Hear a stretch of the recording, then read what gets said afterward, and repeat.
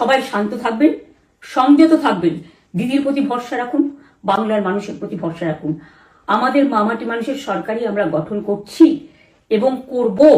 নিশ্চিন্তে থাকুন, নিশ্চিন্তে শান্তভাবে সংযতভাবে থাকুন। ওরা হামলা করলেও আপনারা এক্ষুনি হামলাতে যাবেন না। আমি জানি কালো বেহালাতে অনেক মারধর করেছে, রাতের বেলায় অনেক জায়গায় অত্যাচার করেছে। ভাঙড়ে আমার কর্মীদের যেভাবে পেটানো হয়েছে, রক্তাক্ত করা হয়েছে, এর জবাব ওদের দিতেই হবে আগামী দিন। এর জন্য আমরা ব্যবস্থা করবো, আপনাদের আইন হাতে তুলে নেওয়ার দরকার নেই। আর আমি প্রশাসনকেও বলবো, অনেক খেল আপনারা দেখিয়েছেন বিজেপির কথায়, দয়া করে কাউন্টিংয়ে আমাদের ছেলে মেয়েদের গায়ে বা মানুষের গায়ে বা কোনো রাজনৈতিক দলের গায়ে হাত দেওয়ার চেষ্টা করবেন না। অনেক পিটিয়েছেন, আর নয়, অনেক হয়েছে, আর না।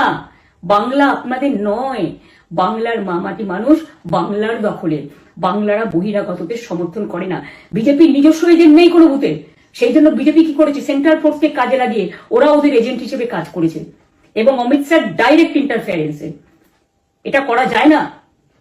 এবং প্রধানমন্ত্রী কালকে 4:30টার সময় ভোট চলাকালীন বললেন কি করে, টোটাল বাংলাটা ওনার, উনি বাংলাকে চেনেন, বাংলার মাটি চেনেন, রবীন্দ্র নজরুলকে চেনেন, নেতাজিকে চেনেন, গান্ধীজিকে চেনেন, রাজা রামমোহন রায় বিদ্যাসাগরদের চেনেন, কাউকে চেনে না। শুধুমাত্র কানে কানে কথা বলো আর মিথ্যে কথা বলে যাও, অপপ্রচার করে যাও। কিন্তু আমার বিশ্বাস আছে আপনারা সঠিক দায়িত্ব পালন করেছেন আগামী দিন আপনাদের অধিকার রক্ষার জন্য। আমি নিশ্চিন্ত করে বলে যাচ্ছি, বাংলার জয় হবেই, বাংলা করবে জয়, বাংলার মা করবে জয়, আম্মা করবে জয়, মাদার করবে জয়, বাংলার মা মাটি মানুষের হবে জয়। এটুকু বিশ্বাস আপনারা আমার প্রতি রাখতে পারেন।